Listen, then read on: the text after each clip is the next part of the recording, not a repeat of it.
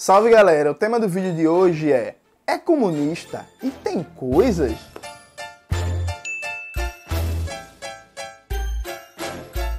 Antes de começar propriamente o tema do vídeo do canal, quero muito agradecer a você que ajuda a manter e melhorar nosso canal a partir do Apoia-se. Seu apoio é fundamental para a gente continuar esse trabalho. Note, esse vídeo foi muito pedido, né? Vários outros comunicadores, youtubers, enfim, galera de esquerda, galera marxista já fez vídeo falando de socialista de iPhone, não sei o que e tal. E eu também vou fazer um vídeo, né, que é comunista e tem coisas, porque volta e meia você vê na internet, é comunista e anda de Uber, é comunista e tem celular, é comunista e usa Netflix, é comunista e tem roupa, é comunista e respira, é comunista e tem pai, essas coisas que a gente vê aí, né. Veja, a primeira coisa é o seguinte: a propaganda reacionária tenta fazer a igualação entre comunismo e miséria, né? E tenta dar um verniz de asceticismo cristão ao projeto comunista. Então a ideia é que o comunista é meio que um hippie, ou então um franciscano da Igreja Católica, que a ideia dele é que tem roupa demais, tem casa demais, prédio demais, eletrodoméstico demais, e a gente tem que viver uma vida pura, uma vida austera, uma vida de pobreza para recuperar a essência humana e por aí vai. Veja, o projeto comunista nunca defendeu isso. Inclusive, veja, do ponto de vista do marxismo clássico, é falso dizer que o marxismo busca a igualdade social. Marx, Engels, Lenin, Mao, Stalin, Trotsky um pouco menos, o Trotsky enquanto tinha poder, né? Porque Trotsky, depois que perde o poder, ele assume um novo discurso na disputa lá com o Stalin, com o grupo majoritário do partido. Mas todos os marxistas clássicos, eles sempre destacaram que o projeto marxista é a abolição das classes sociais e da exploração, o que não significa um igualitarismo vulgar, né? O próprio Engels, inclusive, na crítica ao programa de Gotha da edição da Boitempo, Engels dá um exemplo que eu acho muito bom. Engels faz assim, olha, não se pode entender o projeto comunista como um igualitarismo rude em que uma pessoa nos Alpes suíços vai ter a mesma condição de vida que uma pessoa em Paris. Não vai ter. Tendencialmente, um centro urbano, uma metrópole como é Paris, você vai ter muito mais oportunidades de acessar bens e serviços do que numa montanha, nos Alpes suíços, no inferno, que mora 200 pessoas numa vila. As condições não vão ser iguais. A quantidade, por exemplo, de médicos por habitantes ou a possibilidade de ter especializações médicas, por exemplo, vai ser menor. Isso é uma desigualdade. Só que essa desigualdade não necessariamente expressa uma desigualdade de classes, exploração e domínio de classes. Então, o marxismo não pressupõe que todo mundo tenha a mesma quantidade de roupa, a mesma quantidade de eletrodoméstico, sabe? Marx, Engels, Lenin, Fidel, Ho Chi Minh, Rosa Luxemburgo, Mao, Assata Shakur e por aí vai, nunca falou isso. Claro que o marxismo tem uma crítica ao consumo de luxo. Tem uma crítica ao desperdício, a própria lógica da mercadoria, do capitalismo, de incentivar um consumismo cada vez mais desenfreado e desnecessário, inclusive produzindo a chamada obsolência programada, né? Que você compra um celular e o celular é feito para durar um ano e meio, no máximo 2, para quebrar logo para você comprar outro. É o que o Mesário chama de aumento da rotação da mercadoria a partir da redução do valor de uso. Em palavras mais simples, as coisas são programadas para quebrar mais rápido para você comprar de novo mais rápido, sabe? É isso, para gerar lucro para as grandes empresas, para os grandes monopólios. Então a gente tem uma crítica correta, inclusive os próprios dados sobre a emergência climática, as mudanças ambientais, o risco de extinção da espécie humana e de outras espécies biológicas por causa das transformações negativas na natureza, estão aí para mostrar, né, que a crítica ao consumo excessivo, ao consumo de luxo, a lógica consumista do capitalismo é a crítica correta. Agora veja, a direita faz com que seja imagens semelhantes, comunista, né? Voto de pobreza, o que é falso. E ela também parte de um pressuposto que é assim, você não pode usar tecnologia porque a tecnologia é criada pelo capitalismo. Será que é assim mesmo? Vamos pensar aqui juntos. Vamos lá. Até mais ou menos a primeira metade do século XIX, a gente pode dizer sim que existia uma lógica de intelectuais, acadêmicos, pensadores, humanistas, que eram pessoas que vinham de família com tradição nas ciências, nas artes, que tinham mais dinheiro e que tinham seus laboratórios privados e desenvolviam privadamente inovações técnico-científicas, sabe? Essa coisa meio que a gente vê nos filmes do cientista louco ali do século XVIII, do século XIX, ou então o estereótipo do alquimista, né?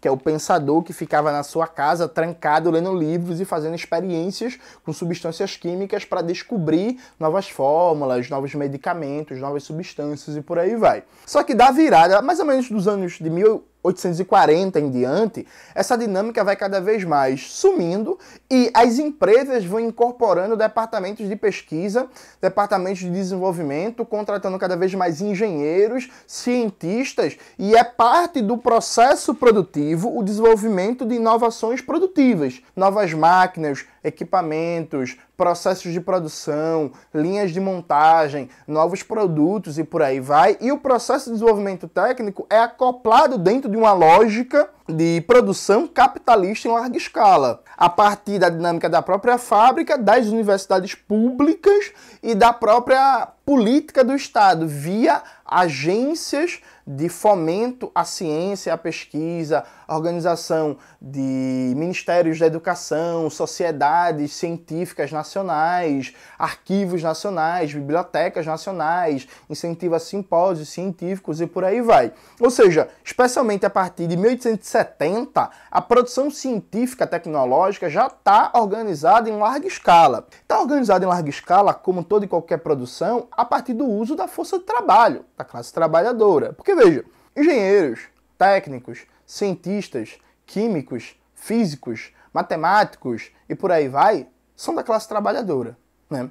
A gente pode entrar num debate aqui de marco teórico de classificação, que são as classes sociais. Dentro de uma abordagem mais weberiana, que separa as classes por nível de renda, escolaridade, padrão de consumo, a gente pode dizer que essas pessoas figuram na classe média. No próprio nível abissal de desigualdade de renda e riqueza no Brasil, um engenheiro, tendencialmente, é alguém que vai se sentir, vai estar muito mais próximo de hábitos de consumo, de locais de convivência social, de pessoas da burguesia que da classe trabalhadora. Só que do ponto de vista do local que ocupa na produção, eles vão estar na classe trabalhadora, são parte da classe trabalhadora. E aí tem os determinantes econômicos, os determinantes políticos e ideológicos. Embora esse debate seja importante, ele não é central no nosso argumento. O que é central no nosso argumento? Veja, vamos imaginar o seguinte. O argumento liberal é que, na verdade, o capitalista ele assume os riscos, né? Então vamos imaginar, Cauê é um capitalista. Aí Cauê vai, abre uma fábrica, contrata 1000 operários, uma fábrica que produz câmeras. Contrata 1000 operários e aí contrata lá os engenheiros, os técnicos de TI, tecnologia da informação, a galera que faz solda, eletrotécnica, não sei o que e tal, e tem um departamento de pesquisa, né? Beleza.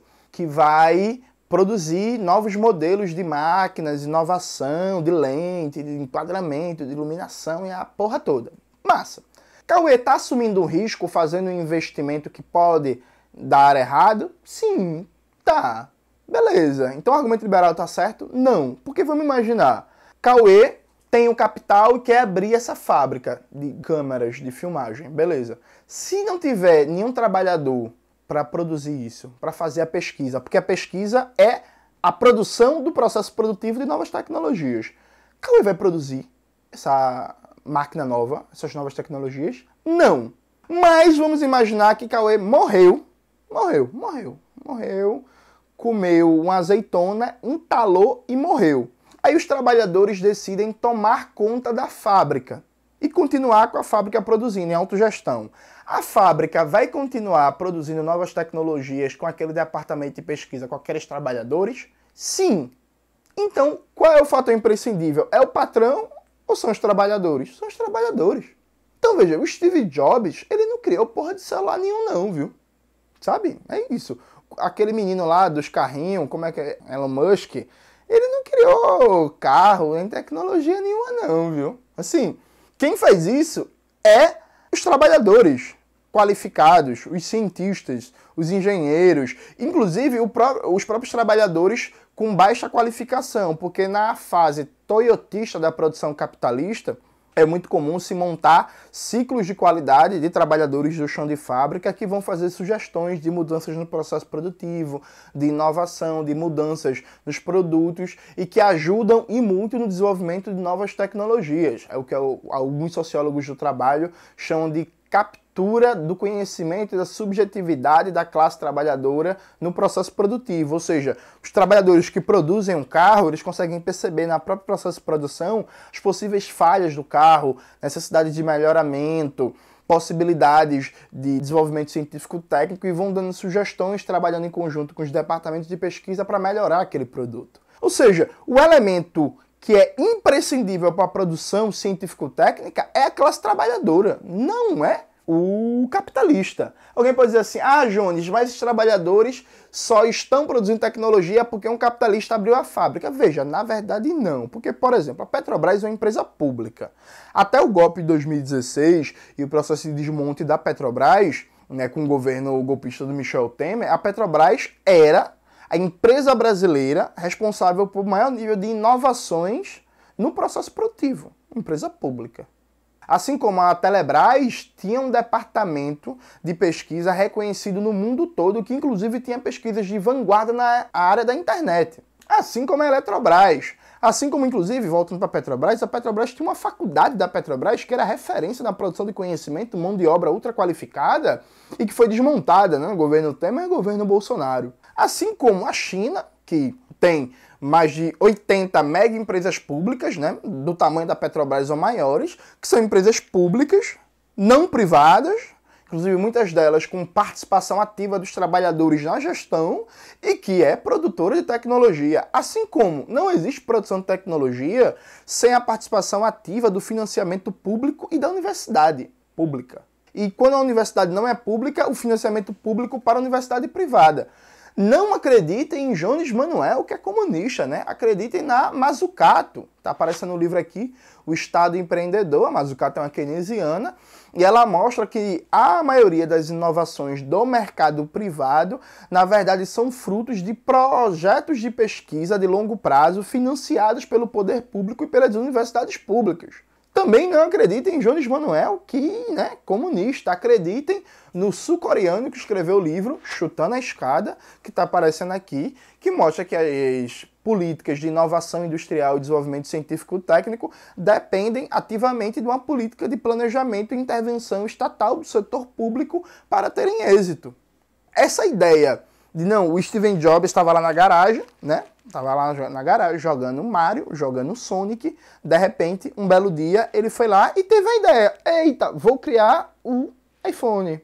Na verdade, a tecnologia que deu origem à internet existia mais de 2 ou 3 décadas antes do Steve Jobs, né, lançar o iPhone. Tem origem militar, foi usada por muitas décadas no meio militar e foi disponibilizada para o meio civil, inclusive com uma decisão geoestratégica do Estado dos Estados Unidos, que percebeu as implicações da internet para fomentar o seu domínio global. Mas a internet surgiu de pesquisa pública, financiamento público e de compras governamentais, demandas governamentais para a indústria bélica.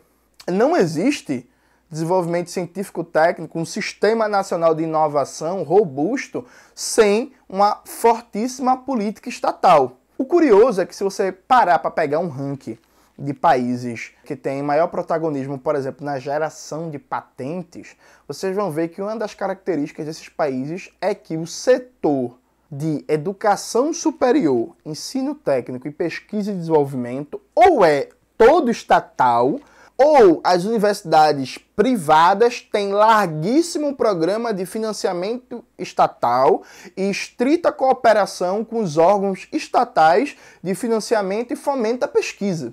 Então, o mercado privado, na verdade, na maioria das vezes, a função dele é pegar uma pesquisa que está em andamento há várias décadas, desenvolver uma aplicação civil rentável de curto prazo e só.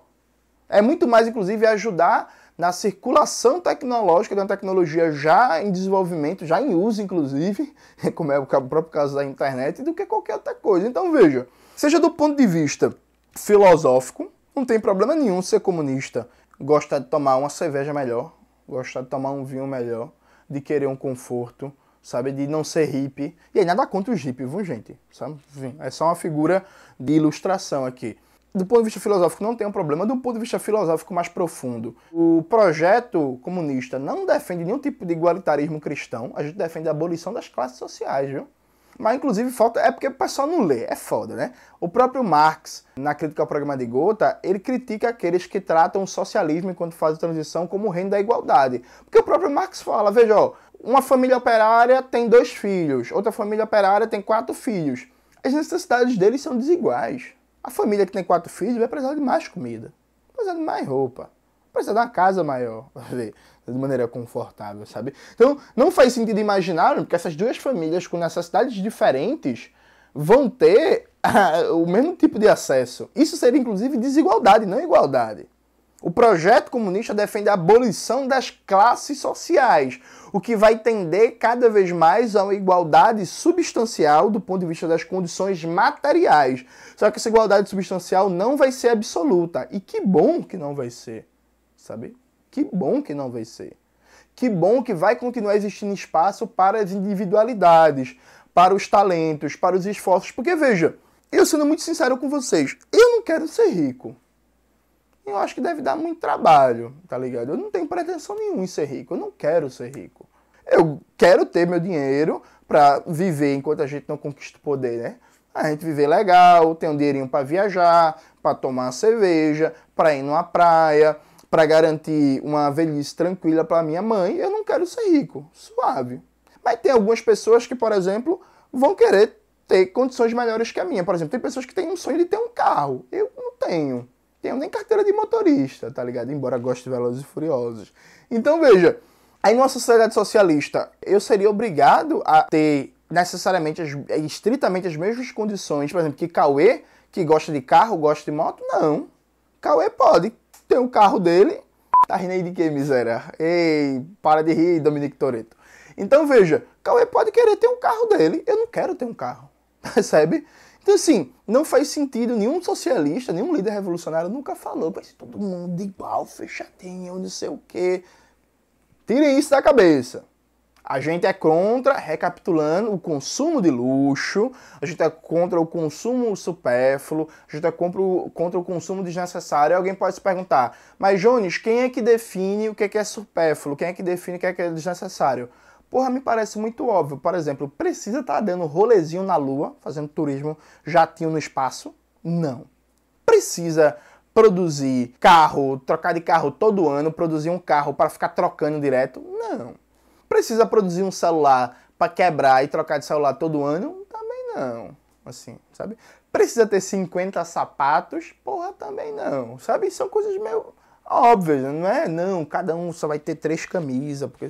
Não, sabe? São coisas bem óbvias, bem tranquilas de se entender. E fora isso, a ideia de que o mercado ou o empreendedor privado é o produtor de tecnologia é uma mera mitificação liberal. Isso não foi assim na história. Isso não é assim hoje. E, para concluir, veja, é um mito falar que do ponto de vista tecnológico os países socialistas, as experiências socialistas eram atrasados. Isso é falso. Se você tomar como base de comparação, o que é normalmente feito, a vanguarda tecnológica do sistema capitalista, que é os Estados Unidos e a Europa Ocidental, e aí comparar com Cuba, comparar com Iugoslávia, comparar com Coreia, comparar com China na época do mal. Sabe por que isso não faz sentido? Cuba era um país periférico. A China era um país periférico. A Coreia era um país periférico. A Iugoslávia era um país periférico. A Rússia era um país periférico. Então você tem que comparar esses países com o terceiro mundo, com a periferia do sistema capitalista. Não faz sentido querer comparar, em termos de qualidade de vida, Cuba com o Canadá. Você tem que comparar Cuba com Haiti. Tem que comparar Cuba com Belize. Tem que comparar Cuba com Honduras. Você tem que comparar Cuba com a Nicarágua. Percebe? Você tem que comparar a China não hoje, né? Mas na época do Mao Tse-Tung, você tem que comparar a China com a Mongólia, com a Índia, com o Paquistão, Sabe? Esse é o padrão de comparação. E mesmo fazendo uma comparação desonesta dos países socialistas com a vanguarda do sistema capitalista, vamos lá, gente. Vamos lá. A União Soviética teve o quê? 70 e tantos anos, né? Beleza. Em 70 e tantos anos, a União Soviética foi a segunda maior potência industrial do mundo. Em alguns setores da economia, chegou inclusive a superar os Estados Unidos. Porque, veja, quem ganhou a corrida espacial foi a União Soviética, viu? Só lembrando para vocês. Beleza, massa. Isso em 70 anos. Só isso. Vamos imaginar que o capitalismo estadunidense, um grande marco do desenvolvimento do capitalismo estadunidense, seja o fim da Guerra Civil. Claro que existia capitalismo bem antes, né? Muitos falam, inclusive, de capitalismo nos Estados Unidos já no século XVII.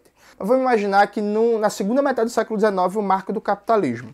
Quando termina a Segunda Guerra Mundial e que se estabelece a competição entre Estados Unidos e União Soviética, os Estados Unidos já tinham 70 anos de desenvolvimento capitalista, que é o tempo total que a União Soviética teve. Então, até se você for comparar um país do primeiro mundo capitalista com uma experiência socialista, a comparação em escala temporal não bate. A China fez agora 70 anos, né? A China conseguiu, em 70 anos, ter mais domínio científico-técnico do que a imensa maioria dos países da Europa Ocidental. Ah, Jones, a China não é socialista. É um debate, né? Eu não vou entrar nesse debate aqui. Vocês sabem o que eu penso sobre isso e por aí vai. Mas a própria Cuba, por exemplo, Cuba tem um nível de domínio científico-técnico na área da biomedicina, na área da medicina, da farmacologia, que nenhum país no seu entorno tem. Percebe? E Cuba não está muito melhor por causa do bloqueio econômico. A Coreia também tem um nível, Coreia Popular, Coreia do Norte, tem um nível de domínio científico-técnico acima da média. Se você tira Japão, Coreia do Sul, China e Vietnã da lista, né, a Coreia vai estar ali no top 5 de países com maior desenvolvimento científico-técnico, países capitalistas, com muito mais tempo de desenvolvimento capitalista do que a Coreia tem de experiência socialista. Então é falso na história. Inclusive eu vou deixar material aqui, deixar material da professora Lenina Pomeranz, que é a especialista nesse tema, indicações de leituras para debater planificação. Deixar os materiais aqui também do Elie Jabu, que também gosta de fazer esse debate sobre tecnologia e outras indicações, para ver que essa história de socialismo igual atraso científico-técnico, isso é falso, isso não se sustenta. Então veja, você que é comunista, sim, você pode ter coisas de um ponto de vista ético, de um ponto de vista filosófico, de um ponto de vista de uma compreensão do que é o projeto comunista, de um ponto de vista histórico, e não é a burguesia, não é o mercado capitalista que é responsável pela produção tecnológica.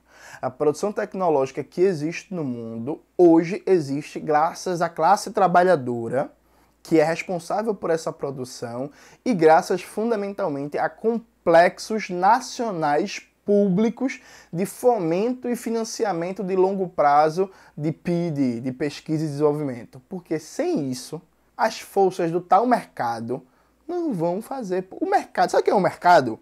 O mercado é o Luciano Hang, junto com Carlos Wizard e o Paulo Guedes, conversando sobre cloroquina, offshore, né, mandar dinheiro para paraíso fiscal e reclamando que empregada está indo para Disney, sabe? Esse é o mercado, né? Então daí não vai sair nada.